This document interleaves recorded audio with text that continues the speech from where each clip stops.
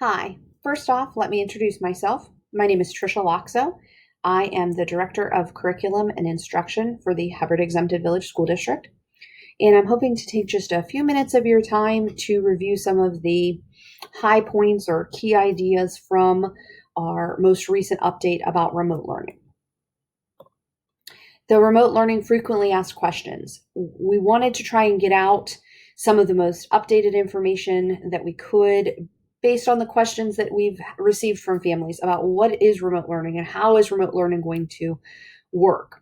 We are asking that you take some time to read through this document. It is a document that will be updated as we receive additional questions and feel that we could offer more clarification. At the end of the document, there is a link for you to submit additional questions regarding remote learning if you have them. So let's really think about what remote learning is. And sometimes there's a misconception, and we want to make sure that we're all having this common understanding. Remote learning does not mean online learning.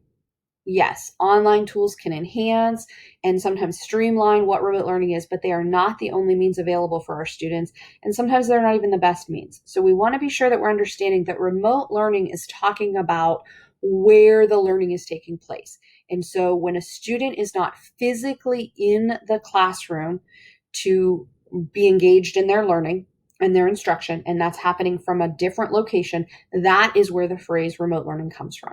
So all of our students are going to be engaged in instruction 5 days per week, following our approved calendar. Under the hybrid model, which is how we believe we'll be able to go back to school, the students would attend 2 days face-to-face for instruction, and then they would be learning remotely 3 days. Those students who are fully remote will also be engaged in their learning 5 days a week.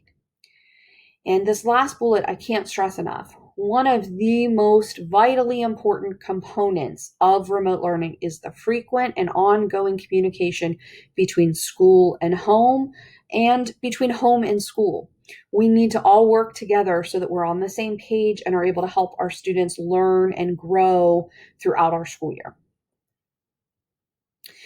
We do have a few updates to the school calendar.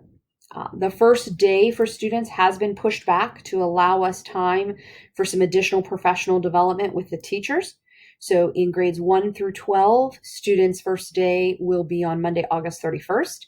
And the first day, full day for our kindergartners to come in will be on Thursday, September 10th. Additionally, we have canceled the November 3rd waiver day. It will be a regular student school day. And then our student school day, as far as the starting and ending times, has remained unchanged at this point.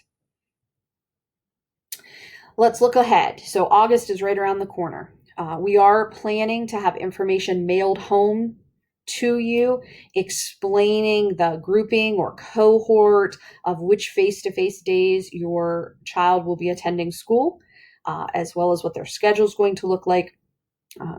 So right now, if you are planning that your child is coming back to school following this hybrid model where they're in person 2 days and learn remotely 3 days, there is nothing else you need to do. Okay, all of our students are assigned and being assigned into those two groups.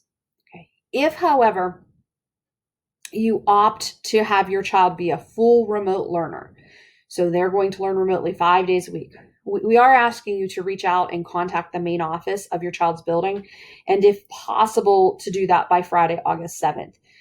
And then what we will do is someone from the building will reach back out to you in August to confirm that that is the selection and how you are planning to start fall of 2020. Grading has definitely been an area that we've received questions, especially after how last spring went with remote learning and when we used pass-fail. That is absolutely not how it's going to look this fall. Remote learning work, just as in-person work will be graded. Grades will be averaged following what is in your student's handbook. And communication again.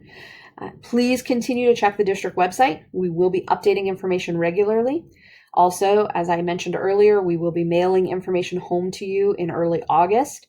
And then we will continue to utilize the all-call system with updates, whether it be from building principals or the superintendent. And then again, don't forget at the bottom of this remote learning frequently asked question page, there is a link if you have further questions about remote learning that you would like to submit. And with that, thank you so much for spending a few moments letting me just kind of highlight some of those key points. And we truly are so very appreciative of the community and family support that we have. This is definitely a situation where patience and flexibility is going to be key in all of us working together to support learning for our children this school year. So thank you very much. Take care and enjoy the rest of your summer.